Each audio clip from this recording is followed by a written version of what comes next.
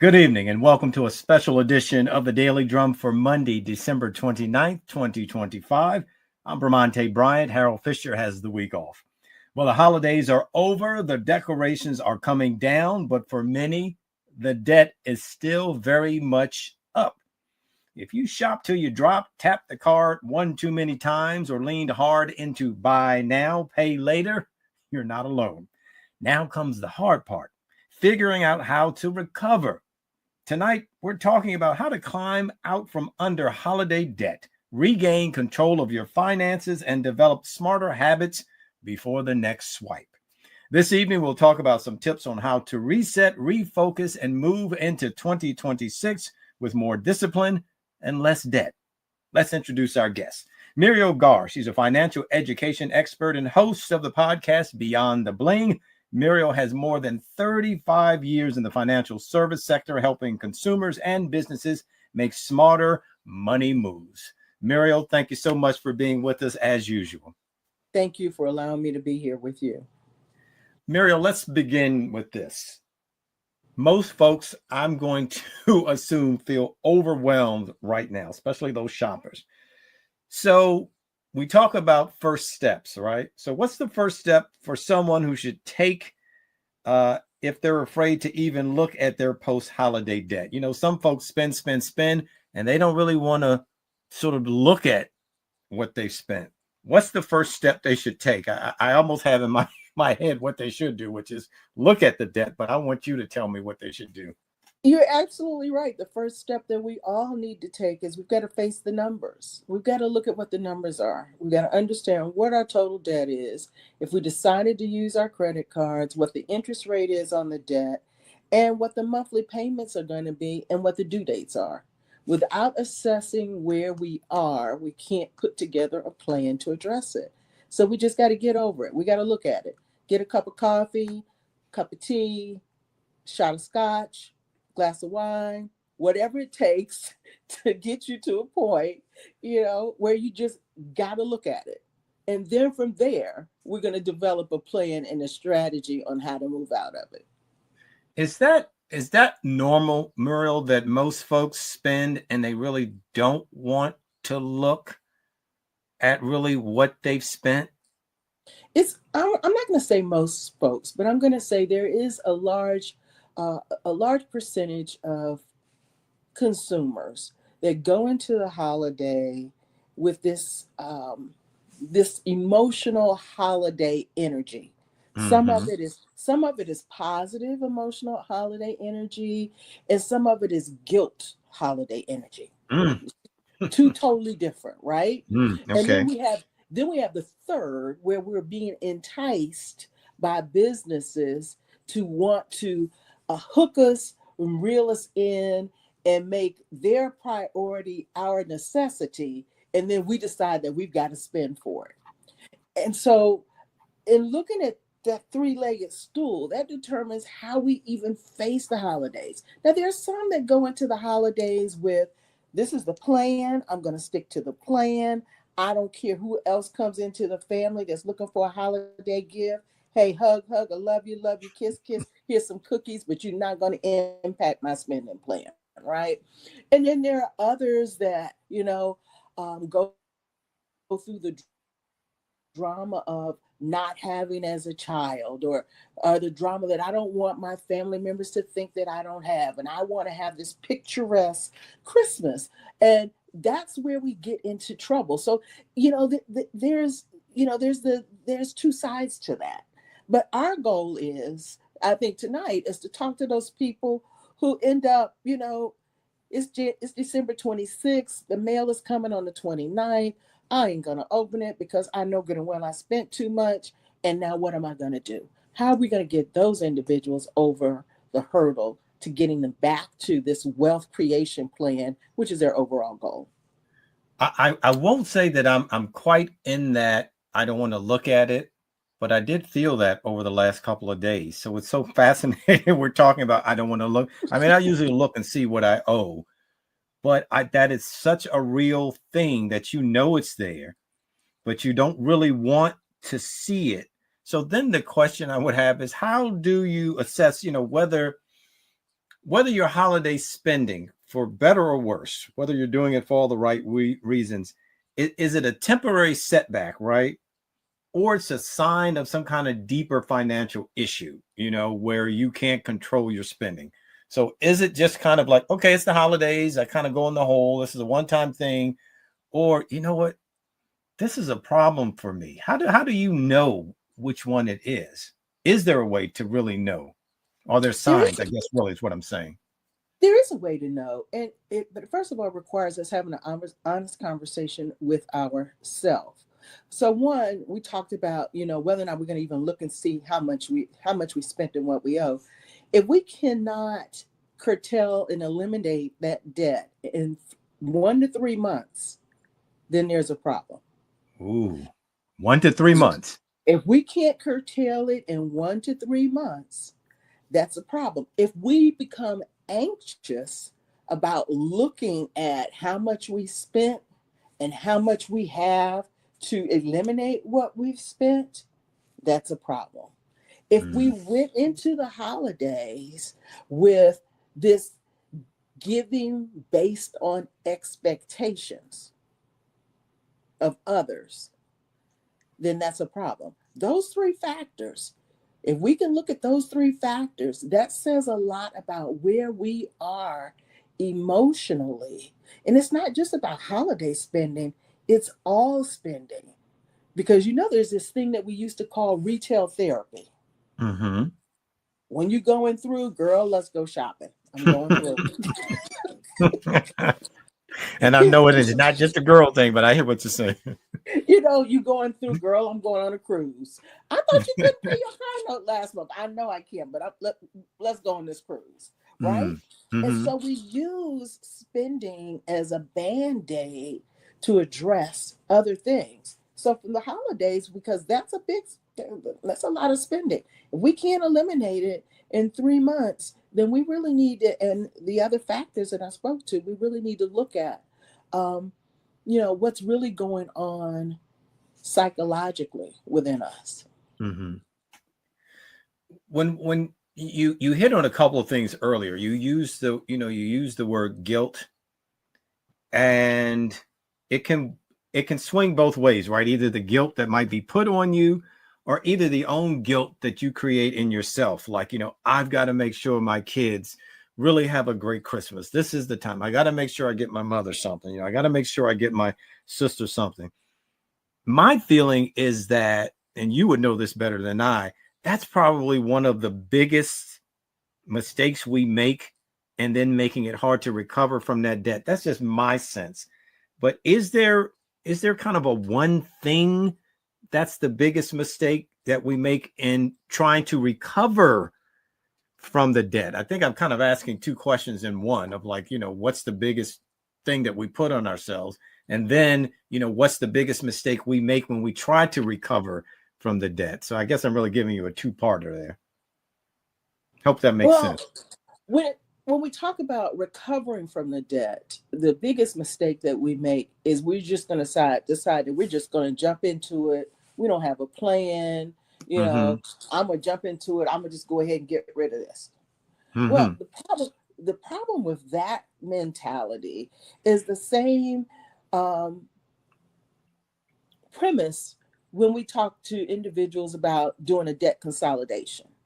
Because when you jump into something without a plan, you don't address what created the situation that you now have to, quote unquote, jump into to immediately recover from. Does that make sense? Yes, it does. But and so, go ahead. No, go ahead. Go ahead. I'm sorry. No, you go.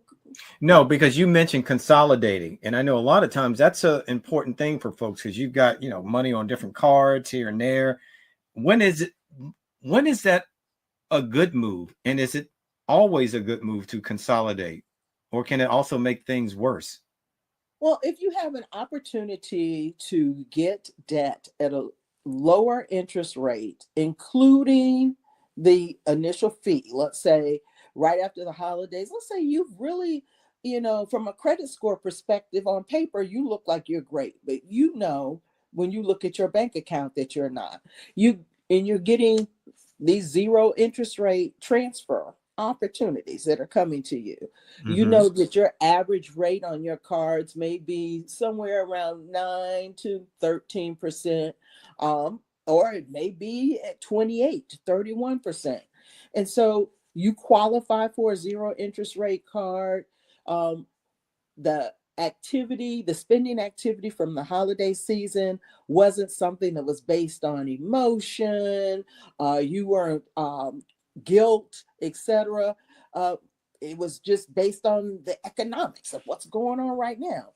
And okay, I'm going to be able to pay this off in 3 months, or Mm-hmm. maybe it might take me 6 months, but it's going to, if I get this zero interest rate card, then I can save money because I'm not paying interest on that debt for that 3 month to 6 month period. Mm-hmm. That's a person that's in tune with what's going on with their money. Okay. Right? Now, if you're the person that the average card interest rate of the card is in your pocket is 28 to 31%. Mm. And it's now, so you're going, because should not. Let's have a real conversation here. Okay. Because that's where a lot of people are, right? Mm-hmm. Okay. And then there's those with the 28 to 31% cards that have the annual fee, but they carry the card because, it makes them feel good because they have the card, but they don't realize that they can't afford the card. If you're in that place and you have an opportunity for a zero interest rate card for 12 to 18 months, because they're generally for a 12 to 18 month period that the interest rate is going to be 0%. You generally have a transfer fee of 1.5% to 3% of the amount that you're going to transfer in. But then after that 12 to 18 months, if you haven't paid that card off, then that interest rate is going to go. Now, if you're that person that that your behavior thus far has been, you get comfortable because you get the envelope in the mail that's giving you the credit, but good and well you're not going to finish paying it off in the 12 to 18 months. All you're going to do is take what you have from the other cards, put it on this zero interest rate card, and I got a few extra $100, and you're going to start using your other cards again. No, you need to go into counseling. And I'm not, I'm not, and I say that, yeah, and I don't say that trying to cast blame. I say that from the standpoint that, and this is my belief is managing credit gives us a choice to be in control of how we want to spend our life. Do we want to be a slave to the creditor? Do we want to work just to pay the creditor, or do we want to work to enjoy what we see is our vision for life?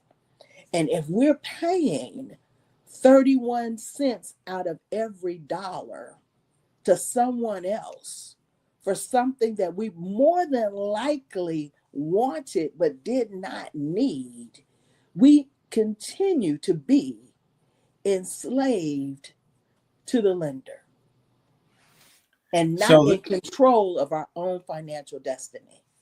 So the whole buy now, pay later, which often can feel harmless, everything you're laying out, then this is the long-term kind of impact on your finances. Would that be correct? Is that what you're saying in some ways? The buy now, pay later, I'm from the generation long before you where layaway was queen. I remember layaway now. I don't want to date myself, but I remember that. Going to Morton's. Yeah, put stuff on layaway. Okay. Oh, yeah. I'm not that young. But what buy now, pay later does is, if we are not totally in tune, it creates what is called debt stacking. We've got something over here. We've got something over there. We got something over here. And back in the day, hey, I had Zayres. We had Robert Halls. We had A's. We had a layaway over here, layaway over there, layaway over there. But it also encourages overspending. And that's where the problem comes in. And it creates a situation where we are not in control of what it is that we really want. Now, if we're okay with living a life being in debt, okay. But if we want financial freedom, that's not going to work. Let's talk about, especially as the new year comes along. We're all looking for motivation, whatever it is, to eat healthier, to exercise, more, to spend more time with family, maybe to work less if we can. Always looking for motivation. If you are trying to pay off, we were talking, let's stay in the credit card world, right? Should people focus on, just for a motivational thing, of paying off high interest credit cards first, or smaller balances, because you want to feel like you're doing something, right? Moving in the right direction. So you talked about a plan, right? And this is also sort of part of the plan. I know I'm kind of a person that I hate debt. So if I can, I try to pay big chunks, at once. But do I need to be smarter about it in terms of, okay, maybe don't pay off big chunks, but pay more on your higher interests than those with the smaller balances? Like, how should we attack that? We used to, and I'm guilty. I used to tell individuals that, you need to use what's called the avalanche method, attack the debt that has the highest interest first. Mm-hmm. Well, everybody's triggers are different. What motivates you is not what motivates me. And so it's important that, remember, we started at the top to look at how much debt we owe. Remember, I said, what's the interest on that debt, mm-hmm. the minimum, the monthly payment, and when it's due. And so it depends on what's going to motivate you to be realistically focused on accomplishing the goal. If seeing less money go out of your pocket for interest payments motivates you, then I would say use the avalanche method. Start with mm-hmm. the item with the highest interest and pay that off first. If having quick wins is something that motivates you to see something at a zero balance, then I'd say use a snowball method. Smallest debt, tackle that first, then you could throw yourself a celebration party, right? And then go to the next one. Or you can use a combination of them both. You can say, I'm going to attack this small one, and then I'm also going to focus on paying a little bit more on this one that's got the high interest rate. But it all depends on what motivates you to stay in the game. I will say, though, the more you're paying out in interest, that's money you're paying somebody else versus money that you're paying to yourself. And I'm all about pay you first. So would I say you lean more towards the avalanche? Yes. Okay. Well, you keep using these buzzwords that keep opening me up to the next question, because you said realistically, right? And so what's real now is inflation, right? It's high. I mean, I don't think it's that much higher than the last administration. Might be going down just a tick. But we do know everyday costs, and then you correct me if I'm wrong, everyday costs are still high. And so when you talk about making a debt payoff plan, is it realistic that you can create an effective debt payoff plan with inflation being where it is and cost still, everyday costs still going up? It's realistic, but it's only realistic if you're honest with yourself about what's going on. Now, if you think that, if you're going to have a conversation with yourself, I'll use and say, well, groceries are just a little bit more than they were. And this is in my grocery bill, I average spend on a family of four, $400 a week. And I'm going to be able to do that and continue to do that. And that's what I'm going to put on my budget, depending on what kind of budget plan I make. Now, if you tell yourself that story, even though you know good and well that the last 3 times you went to the grocery store, you spent $100 more, then you're not going to be able to deal with the reality of what is now. We have to deal with the reality of what is now and then adjust our spending and our bill payments accordingly. That may mean negotiating interest rates on credit cards that we have so that our money can go further. And I would encourage anyone, especially if you have a credit score of 700 or above, if you're in that 28 to 31% that Bramante sort of chuckled when I mentioned it earlier in the show, if you know that's where you are and your credit score is 700 or above, and you haven't had any, mortgage payments late, card payments late, or et cetera, you need to be getting on the phone and negotiating your interest rate with your creditors. And if they won't negotiate it, you need to find another creditor that's going to charge you what your value is. And you need to know your value by knowing what your credit score is.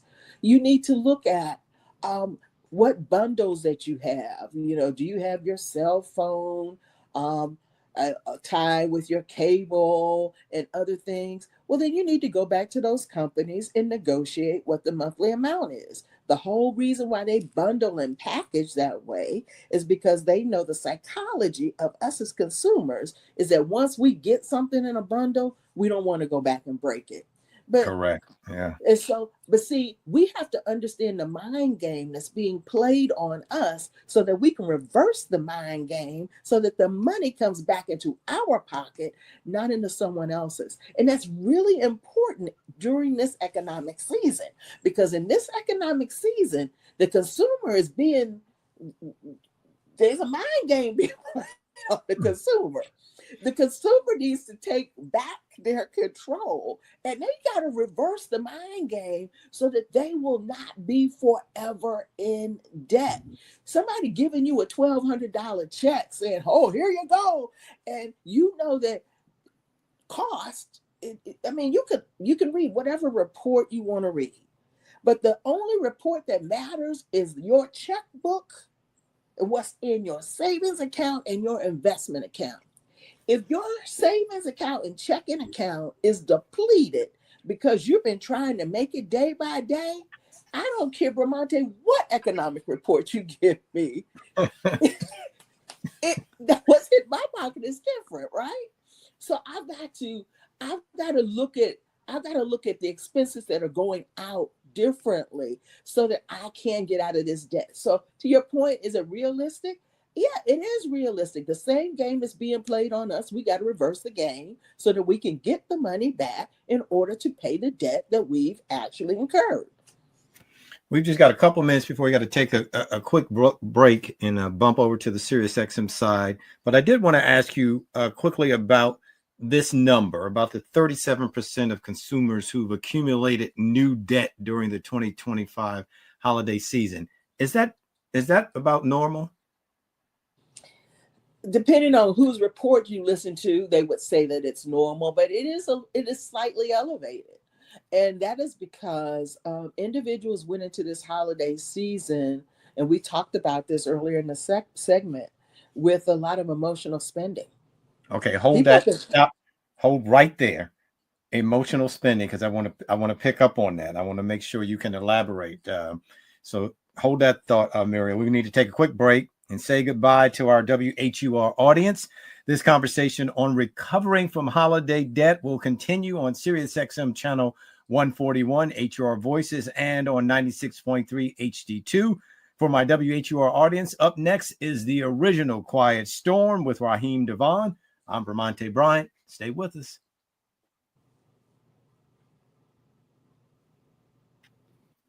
Welcome back to the Daily Drum on SiriusXM channel 141, HUR Voices, and 96.3 HD2. I'm Bramante Bryant. Harold Fisher has the week off. We continue our conversation on trying to recover from your holiday spending.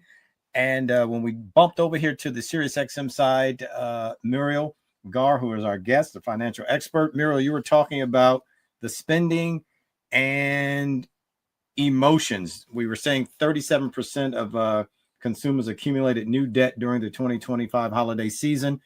And correct me if I'm wrong, you're saying a lot of that is due to emotional spending. And if so, Emotional.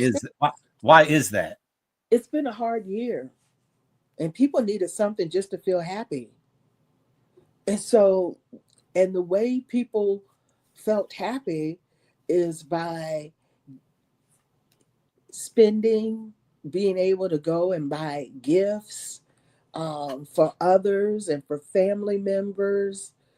And it gave them some sense of fulfillment and some sense of purpose and some sense of control. Let's Hmm. think about it.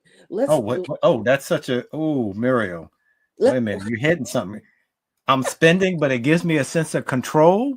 That almost sounds like an oxymoron, right? I'm spending maybe what I shouldn't be spending, but it gives me control. You gonna have to go deeper on that one.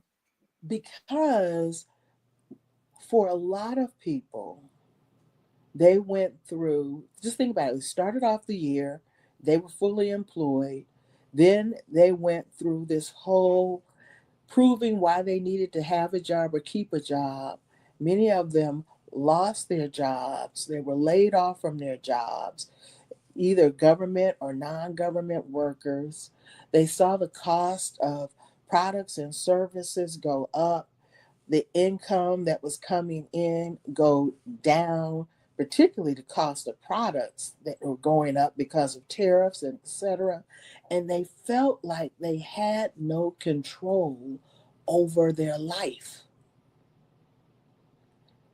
They didn't even have control over whether or not they knew they were going to have a job each day when they went in, right?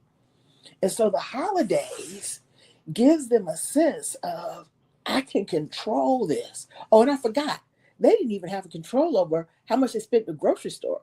Eggs went from whatever to whatever, right? And that creates this anxiety, this fear. And it wasn't how I normally talk about fear, false expectations appearing real. It wasn't false because every day they woke up, it was something else that was dark and gloomy. And they did not have control over their destiny. They didn't have control over whether or not the income was going to come into their household for them to be able to do for their children. They had to tell their children no when normally they were able to tell their children yes. And so when the holiday season came, and they decided that they were going to spend, it gave them some sense of not only control, but purpose and identity. I am not who they said I am. I can do for my family. I can do for my friends. Not thinking about the fact that what really should have been happening is us having an internal conversation with ourselves, like how am I going to maintain financial independence for the next chapter of this? But right now, what I need is a sense of self-worth. I need to feel I have value, and I can do that by going out and purchasing something that someone wants and having the fulfillment of wrapping it and putting a bow on it, giving it to them, and see them illuminate out of a sense of gratitude because I was able to do something. Does that? Oh, no, no, that makes perfect sense. It's that, almost that endorphin where you get that feeling, that high of giving, which is a great thing, right? Which is a great thing. But how do you, Muriel, how do you harness that, right, during the holiday season when you want to do the right thing and financially you may be doing the wrong thing, trying to do the right thing. So, what tools do we use to really to stop ourselves, to monitor ourselves from that?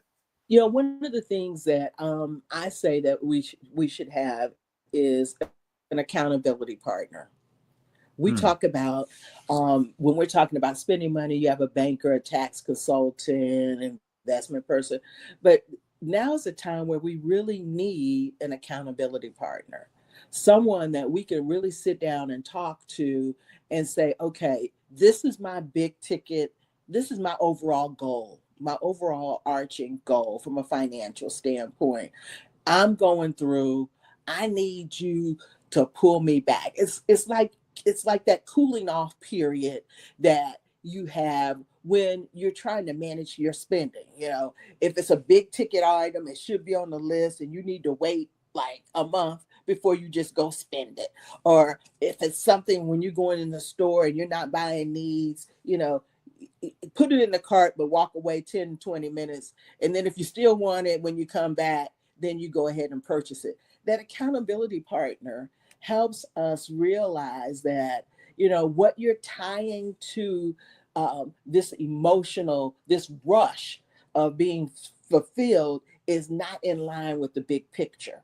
And it's really important that we, especially in this time, that we have that accountability partner in our lives to help us get through this economic season. It's not just about Christmas or the holiday season. It is an economic season that we're going through. And if we are not careful, we're going to, particularly Black and brown people who were impacted by the foreclosure crisis in 2007 and 2008, which in many experts say, and this statistic I will quote, it ripped away a large percentage of Black wealth transfer during the foreclosure crisis. If we're not careful during this economic season, we're going to lose even more of that wealth transfer. And notice I keep talking about wealth transfer. It's about us being able to have the wealth, to be able to control our own destiny, to borrow from each other, to give to each other, and to own so that we can then call the shots. Well, you mentioned something very interesting when you say borrow from each other. I know that was so much more applicable years ago, especially in certain communities. Is that still a big thing? Is that a needed thing today? I think that's kind of rhetorical. I think I know the answer to that. As soon as I asked it, I'm like, wait a minute, I think I know the answer to that. Like if I can go to my mama and borrow from her instead of having to go to the bank and have no interest, then I'm good. So let me reframe the question then. Is that done as much now as before? And are certain communities less prone to having that ability to do that? It is done as much as it was before. That's questionable. The hard data to support that fact, I can't speak to. Is it needed more now than it was then? I would say yes. On so many ways. We have, and are some communities more prone to rely on each other than others? Unfortunately, yes. And that's where we've got to move beyond what we see, what social media has given to us as this ideal of economic wealth. And we've got to have these honest conversations about what it really does mean. Are there sister circles where we're putting together funds to help other sisters who are looking to support small businesses? Are there brother circles? And we've got to be able to share that information, because in some instances we may not be able to go to mine was grandma, she had money left, right, and the Bible in the cupboard. But we do have circles of friends, and we should have circles of friends, all who have the same goal from a standpoint of wealth creation, who we should be working together to build these 2026 Black Wall Street environments so that we are in control of our own financial destiny. Extra cash, man, that's a hard thing to find, especially when you see so many folks are living paycheck to paycheck. Are there small but powerful changes that many of us can make that can free up some of that extra cash, or free up extra cash? I shouldn't say some of it, but free up extra cash if we're living paycheck to paycheck. Is that a possibility? Some of it I spoke to in the first segment. We need to look at bundles that we may have, looking at the pricing on those bundles. If you've had your car insurance with the same car insurance carrier for the last 10 years and you've not had any incident, or even if you've had 1, 2, or 3, renegotiating that rate, because they're not going to expect you to do that. renegotiate the rates on, even look at what you're paying on your mortgage. If you're escrowing for taxes and insurance, by now you should have received a statement as to whether or not your escrow was over or short.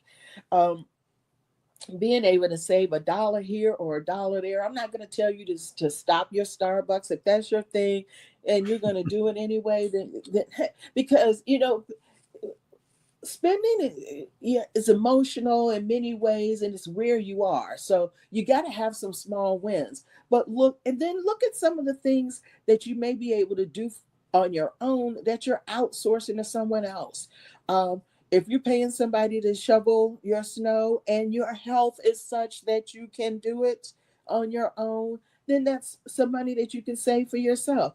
Or I will say this, one of the things that I found really interesting this spring and early summer when a lot of things were going on, were there were individuals, young people in my neighborhood who would never be seen knocking on doors, soliciting work. That were like, hey, I'll clean your flower bed out. Okay. There are little things, and we laugh about it, but it's no different than the lemonade stand that some of us learned Right. as our first entrepreneurial thing. And more of us are living from paycheck to paycheck. So look at some of those things. Look at reducing your gas expense. How do you reduce your fuel expense? Plan your trips. If you're going to be doing A, B, C, D, and E during the course of the week, then use the same mentality or the business strategy that businesses use. They actually plan their appointments are set based on where the driver is going to be on any given day to reduce the fuel cost. So plan your trips so that you could reduce your fuel costs. Maintain your car. Make sure your tire pressure is correct in your car because that's going to impact your fuel burn. Do some of these. Some people are going to be like, she's crazy. What she's talking about is crazy. No, it ain't. No, it ain't. So it's a lot of these little things that add up. I mean, you're talking about a lot of small things, but I think in the end, what you're saying, these small things, especially if you put them down and probably go week to week, month to month to go, wait a minute, I put air in my tires and now I only spend this amount on gas, or I do this, or I do that, or I try to, renegotiate, as you say, my cable bill or my credit card interest rate. But, Muriel, we also know a lot of these companies, right, are taking harder lines, on this sort of renegotiation. I mean, I had a sort of an incident. I won't say the credit card, but I had applied for a credit card and it was the wrong one of the 4 variations they were offering, right? And this one had a higher yearly payment. So I said, oh, wait a minute. I clicked on the wrong one. I got approved for it. I said, but no. I don't want to pay that amount per year. I want to pay the lower amount. So when I said, hey, just switch me over to the lower one, they said, well, no, Mr. Bryant, we can't do that.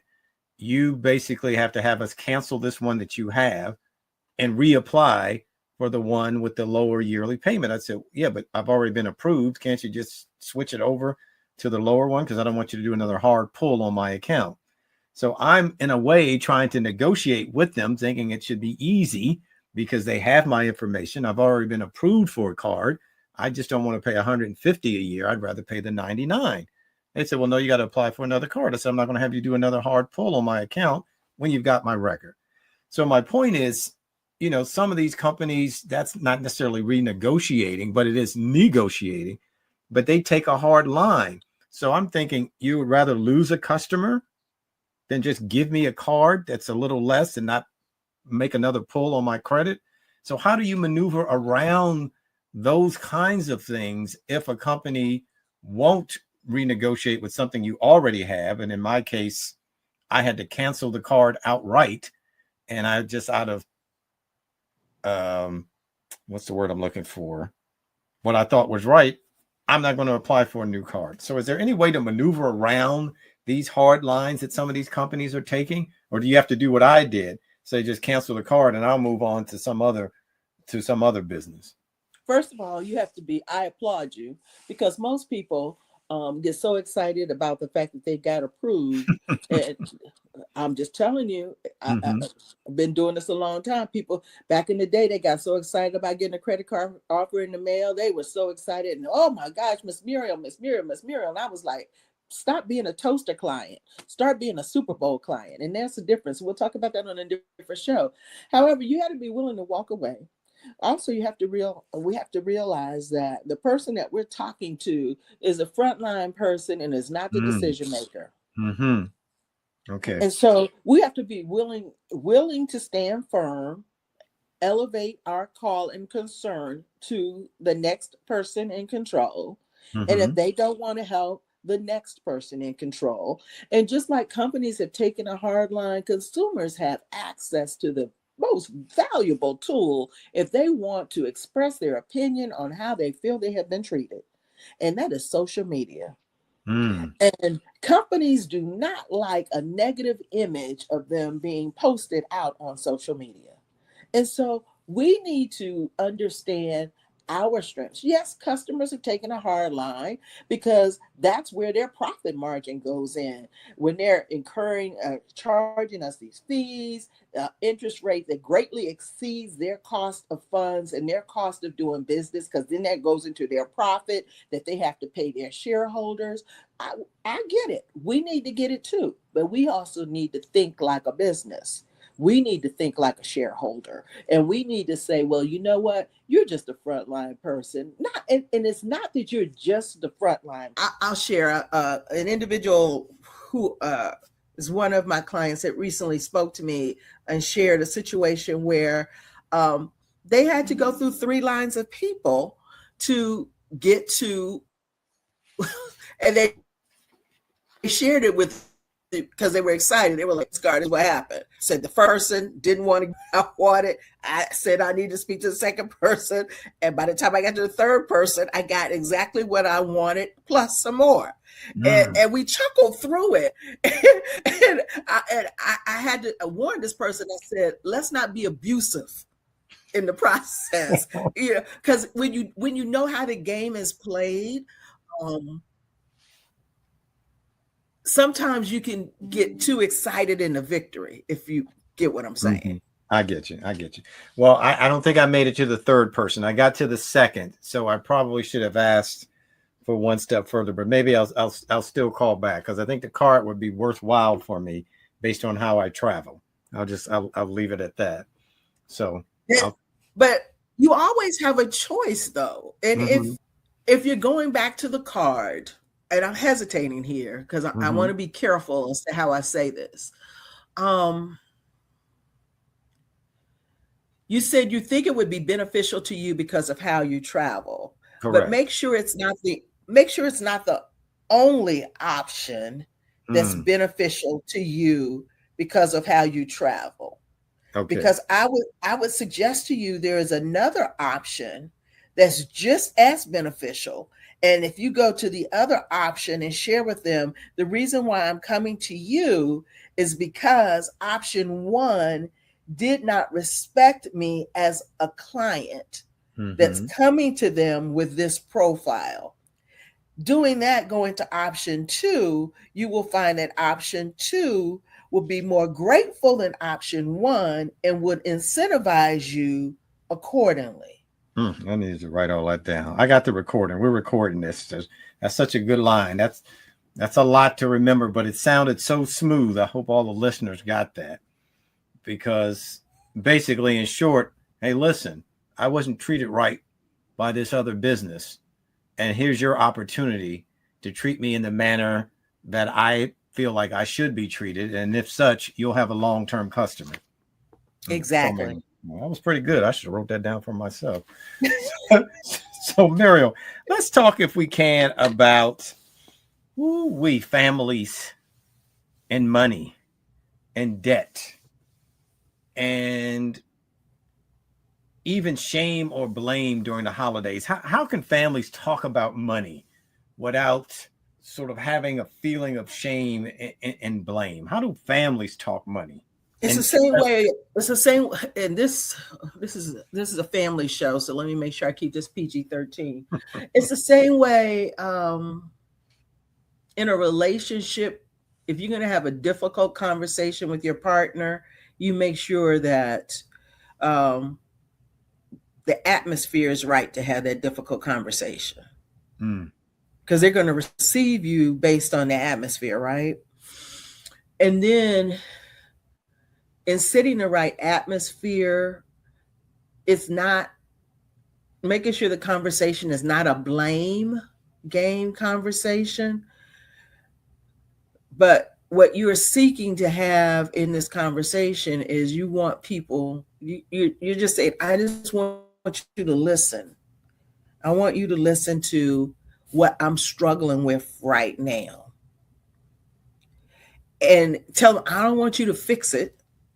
I just want you to listen. And as you're sharing, and make sure you're sharing, not pointing like I did this for you because I felt that you needed to have it because I never had it when I was growing up. No.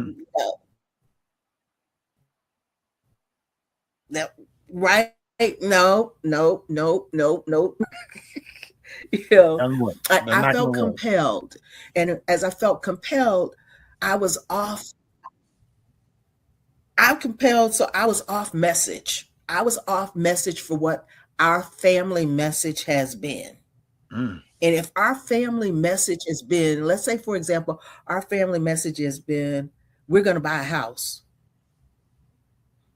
And in order to buy that house, that's the family message, right? In order to buy that house, there's some certain things that we have to do. And as the parent, I have the majority of the responsibility for that family message of buying that house. And I'm sitting down and saying, you know, son, you know, daughter, I slipped up. And because I slipped up, what we all stacked hands on as our goal is going to be delayed. And I'm going to need you to help me. Remember earlier I talked about that accountability partner? Right. I'm going to need you to help me as mom be more accountable so that we can make sure we achieve this overall goal. Then you're bringing everybody in and they're seeing how if we set a plan and if we work together, we'll achieve the goal. And they're learning money management skills without even knowing that they're being taught them. You as the parent are also learning how important it is that you continue on this goal that you set for your children, because you're also sitting and watching them as they're becoming a part of this overall strategy. And so the guilt that you have by not being able to give them this or not being able to give them that, which is the reason why you're going out and spending what you shouldn't spend, because you want them to feel like the children around the corner or at church or at school, you're noticing that, hey, they're becoming little small entrepreneurs and business owners. So we're creating a total different storyline versus me going out and buying them things. Does that make sense? Oh, no, that makes plenty of sense. And so I would think too, that's all part of kind of a mindset, right? In some many ways, it's a shift. Is there one? Well, you just gave me one mindset shift, people need to make. And I think that's such an important one in terms of with families. But, oftentimes we talk about surviving. We're just trying to survive financially. But I know, I can just know, and speaking to you, we want to be thriving financially. And so to make that shift, from just surviving to thriving, especially as we're going into the new year. Is there one thing you can pull out, Muriel, where you say we have to kind of make a mindset shift to make sure that we're thriving, not just literally trying to survive financially? And I know you've hit on a lot of things. Yeah. I think if I would say one thing is that we need to answer a question for ourselves, and that question is just one word: why? Hmm. Mm-hmm. Why? Why save? Why spend? Why buy this for this child when I know money is tight? Why buy this for my mother when I know I can't afford it? Always have to ask the question of why. Whatever you're Why? doing, why am I doing this? Or why not? Why? Why is this important? Why is it important? Why is it important for me to go out and buy this cashmere sweater for my mom when I know that she's got 100 items in her closet that still have tags on it, Mm. and I can't afford this cashmere sweater, or I can afford it, but if I do pay for it, then it's something else that really is a part of the long-term strategy that I'm not going to be able to get. Why? Why do I feel inadequate if I can't do A, B, and C? What is it? Why is whatever it is inside of me continuing to drive me or to propel me when it has heretofore has not facilitated me getting to the point or the destination that I want to get to? Why? Why am I afraid of addressing what's going on with me mentally and psychologically that I can't move forward? Why? If you're a female and you're in an abusive relationship, but you still stay around for Christmas because you get an expensive handbag or some great shoes, or you get to go on a trip, you need to ask yourself why. If your friends aren't pulling you to the side and saying, girl, didn't you just lose your job last month? I know you got some money, but I know you got. Are you spending excess off your surplus? Or are you just dipping into your surplus? Then you have to ask it why. Yeah. Why? I like that. It's simple, but it's a why. What? So, that's the next one. What? What do I want to be? And my last question for you is, what resources are out there, Muriel, that you can share with our listeners that maybe they can tap into to help them thrive instead of just surviving financially coming out of this holiday and going into the new year? There are a plethora of resources. Whether you go, Consumer Finance Bureau used to be one of my main pet peeves, and I hope I don't lose you because I'm saying something that's telling me I'm having network issues again. Credit counseling, free credit counseling services, and again, reputable ones. I'll be sharing with you a list that you can share with your listeners. Okay, well, we're going to do that just because we got to wrap up, and we're going to make sure that we post that on our website. Muriel, as usual, thank you so much for being with us. All of your knowledge, just invaluable. We are out of time, but we want to thank our guest financial expert, Muriel Garr, for sharing her time and expertise with us. Remember, with a plan, a pause before you swipe, and a little discipline, you can recover from the holiday debt. That is the Daily Drum for Monday, December 29th. I'm Bramante Bryant, in for the vacationing Harold Fisher. Thanks for listening.